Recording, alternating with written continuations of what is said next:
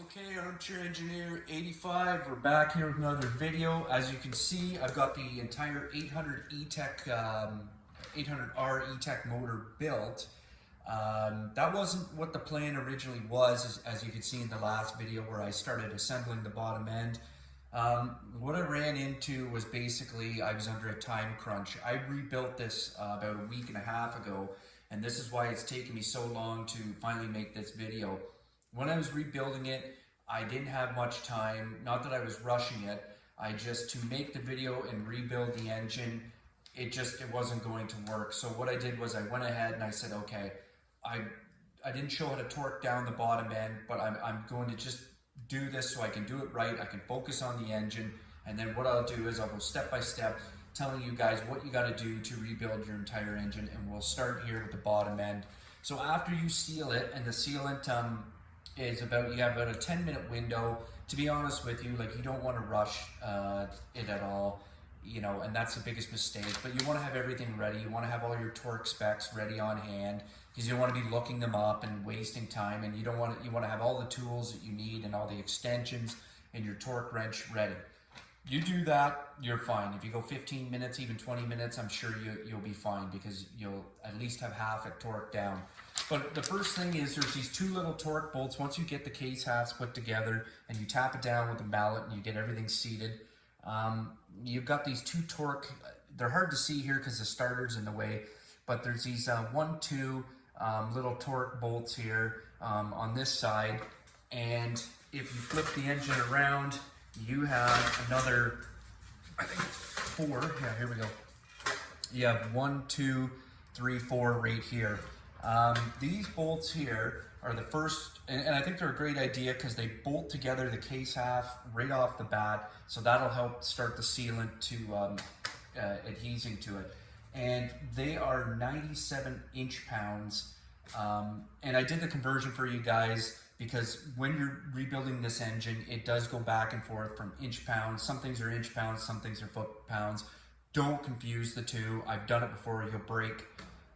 You'll strip bolts, you'll break them off, and you don't want to do that. So these ones here, you got to tighten them to 97 inch-pounds or 8.08 foot-pounds. Now you can see why you can't really set the 0.8 as easily if you do it on foot-pounds. So you don't want to do that. And there is a torque sequence. You do the 2 back ones first, 1, 2, and then 3, 4, 5, 6, and you want to do that in a sequence. One thing I already forgot to mention was I did consult the factory manual for this, and I suggest everybody get the factory manual. You can find it online. You can find it on dotalk.com. It'll tell you all the torque specs. It'll tell you when you need Loctite, and it'll tell you the tightening sequence. It's just a wealth of information, and it's just going to help you guys rebuild your own engine without having a problem. Okay, so after you get that done, we have a base plate underneath right here, and it's got its own gasket, and we want to bolt that down. And there are 1, 2, 3, 4, 5, 6, 7, 8, 9, 10, 11, 12. 12 bolts here. I think they're, I can't remember if they're 10 or an 8 millimeter. And you want to tighten those to, it has a 2-stage torquing. So the first torque is 124 inch-pounds, which is roughly 10.3 foot-pounds. And then after you torque it down to that, it's 21 foot-pounds. And there is a torque sequence, and it is a little different than what normal torque sequences are. It does start out at the X pattern, working out from the center to the outside. You always start in the center, and that's usually it is. It disperses the load like this. But instead of most, you go 1, 2, 3, 4. Usually bolt patterns, they crisscross back and forth. This one here, it goes boom, boom, boom, boom, and then it goes boom, boom, boom, boom, and then flips to the other side, which is something that I haven't run into yet, but I'm glad that I had the manual on hand. So after you get that done, there's a last 4 longer bolts are at the very bottom here, 1, 2, 3, 4. And these bolts here are 97 inch-pounds, which is roughly 8.08 foot-pounds. Once you get those all torqued down, your bottom end is assembled, which is great. And then you can move on to your stator and magnet, which is underneath this flywheel here. And when you put your stator on, you want to torque all the hex bolts to 80 inch-pounds, which is roughly 6.6 foot-pounds. The magnet, once you get the magnet on, and the magnet has its own keyway, so you to get it fully on, and it is a very strong magnet. You got to line up the keyway, and then it'll fully slide on. If you don't line the keyway up, guess what? It won't slide on. But your magnet is it needs a lot of torque, and it is right off the bat, it's 92 foot-pounds, and it's not easy to torque that magnet. If you have it bolted into the engine, to the engine mounts, yeah, no problem. But if you have it like this free, it's not easy, because that amount of torque, it wants to pull the whole engine over. So I had to find a creative way to do it. Both your stator and magnet, you do need blue Loctite. I mean, that's a revolving piece of assembly, and they don't want it vibrating loose. And I mean, two-strokes do vibrate quite a bit. So definitely put blue Loctite on. I know some guys have put red Loctite on. If that's what you want to do, go for it. Or you can use orange, which is stronger than blue, but blue at a minimum. When we get into the cylinders here, I'll show you guys the cylinders. So the cylinders I use, they're brand new. I traded in my core for my cylinders, and I got a brand new pistons. When you guys are doing a top end, if you're doing brand new pistons, guys, I don't know, I would do a brand new cylinder. I don't think I would mix match the two. Even if you look at the cylinder and you're like, it's okay, it's fine, it doesn't need it. I personally would. It just eliminates the chance of you having a egg-shaped or oblong, less than perfectly circle or true cylinders, and that just takes away the chance of getting piston slap or losing compression or burning excess oil. Something that you don't want to do. So these cylinders here, they have about 6 bolts on them, and they are torqued to 37 foot-pounds. For the base gasket, as per the manual, because I bought this and it was already disassembled and there was no base gasket, so I couldn't go off it. So they suggested that for the base gasket, if you don't know what it is, use a 0.7 millimeter or a 0.028 of an inch base gasket. The kit that I bought had 3 with it, and it in fact did have a 0.7 millimeter. It was the thickest one of the bunch, so I used that one. And that's a great starting point because it just gives you a buffer room for safety. It just kind of takes out, maybe I'm losing a bit of compression and maybe a bit of power, but I would rather that over, having pre-detonation and blowing up the engine. So that's what I did. When I bought the cylinders and I bought the pistons, I was told by the place that I bought them that they actually were already spec'd with a bore gauge. So you're good to go there. But they did suggest that I check the ring gaps. So the ring gaps came in the package. I took them out. I inserted them. The absolute smallest tolerance, like you could not go any closer of a gap, was 0.014 of an inch. I measured mine at 0.015 of an inch, which is perfect. The closer you can get to the smallest number, that's what you want. You don't want to go under, because then that could cause, a piston ring failure. But you don't want to go too much over, because then you're going to lose compression. You're going to burn oil. But anyways, I was close to the limit, and that's where I want to be, so I'm happy with that. The cylinder head, I did in fact use a straight edge to check my cylinder head for any warpage. I actually do not have it written down here what the tolerance was, but do check it. And like I said, when you get the manual, you'll be able to confirm that. And your cylinder head, you have to torque it in a 2-step sequence. And the first step is 133 inch-pounds, which converts to about 11.8 foot-pounds. And then after you torque it, it's 21 foot-pounds. And it does use the traditional pattern.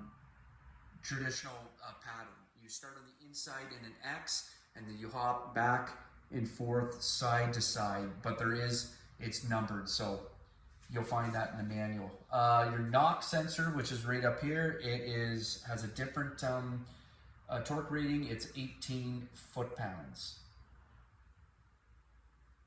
So anyways, once you get that done, we can move on to, actually, I guess we'll talk about the rubber boots here. I hate these rubber boots. These rubber boots are terrible. No wonder they cause so many failures, and people switch them out for V-Force Reeds or Boysons. I don't blame them. You can definitely see how they would fail, but anyways, I inspected them and they look fine. But these torque to 53 inch-pounds or 4.42 foot-pounds. I didn't even use a torque wrench for this because, I mean, 4.42 foot-pounds you can basically get by hand, no problem. And they do require blue Loctite. Another thing Rotax does to hedge their bets. Now, we're on to the exhaust side here now, and this is a common failure for these Y pipes here. I've rebuilt a few Rotax engines, and in my personal opinion, I don't know, it's a silly design that they need to update. The cylinder head here, all these bolts require blue Loctite, and they have a two-stage torquing. And it is 62 inch-pounds to start. And I forgot to write down the conversion for that, but 62 inch-pounds, and then your second go around, you do it at 25 inch-pounds. And there is a sequence that you need to follow. I believe you start on the inside X and then move out, you know, the traditional method. But anyways, these are not easy to torque. I had to use a long internal hex, especially to get at these tight ones here, and it was not easy. Like I was almost twisting. You would see the bolt stop twisting, but then you would see your long internal hex start to twist itself, and I even warped one. So they don't make these easy, and I don't know why Rotax does what it does, but that's what it does. The other thing I did was my power valves here, my rave valves. I took them off and I cleaned them. They're really easy to do, and something that everybody should do once a season because they do get carboned up, and I don't know, they could potentially cause failure down the road or get stuck, but pretty easy. They are bolted together, but you can unbolt them and work on them individually. And the gasket kit I did have two gaskets, one for each. So obviously that's why I did it. But when you take them out, they've got a diaphragm that flexes like this, and it works off your vacuum. And all you want to do is push the diaphragm down, and which pushes your power valve, or your rave valve down to its highest point. And then once you do that, you just lefty-loosey. It's that easy, and it threads right out while you're holding it down. And then you pull it out, and then you can change your gasket. You have to take your power valve out to change your gasket, and that's just the way it is. Take a bit of carb cleaner, clean off your power valve, clean off where your power valve screws into. They ask you to oil the stem. Same thing, installing it, you push it down like so, hold the diaphragm down, and then you just righty-tighty, and you just go till it basically stops. It'll line up so that it slides in these little valleys that they have to go into. So that's basically it. That's all I've got. It's like I said, find yourself that manual. It's a wealth of information. It really takes a lot of the guesswork away. You know, you can build this engine confidently and know that, hey, I got, you know, everything is torqued down to spec, everything is torqued, everything was done in the right sequence, nothing was left out. I used the I used the right gaskets, I used the right sealer. It's just a very comforting feeling, and you take pride in it. I don't have the fuel injectors installed right now, and the reason for that is I plan on cleaning the fuel injectors myself. One thing I did notice when I took the engine apart, the gentleman that owned this before, he did not have these spark plugs indexed correctly. Basically your ground strap right there has to be indexed, and that's the big word that they use, perpendicular to, so 90 degrees to your fuel injector. If you don't do that, you can run rough or maybe not run right at all. And I don't know, maybe if that had an issue when he was doing the engine, he didn't know, or whoever did it, but both of them were not indexed. So that is something that we'll have to do. Okay, so this engine is now fully built, but we are not done. In the next video I'm going to do, we are going to do a leak down test, which in my opinion, everybody wants to run and do a compression test and go, okay, perfect. I'm getting 140 or 145 or whatever per cylinder. It was done right, perfect. The engine's great, put her in. That, to me, that's great. Yeah, you got great compression. You have to do a leak down. I don't care what it is, especially in like two-stroke, you have to do a leak down test.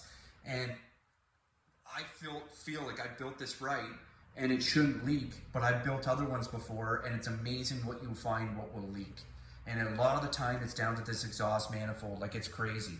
It's actually annoying because you spend a lot of time bolting everything together and then guess what? You find out it leaked and it's very aggravating. So do not forget a leak test. We're going to do that in the next video.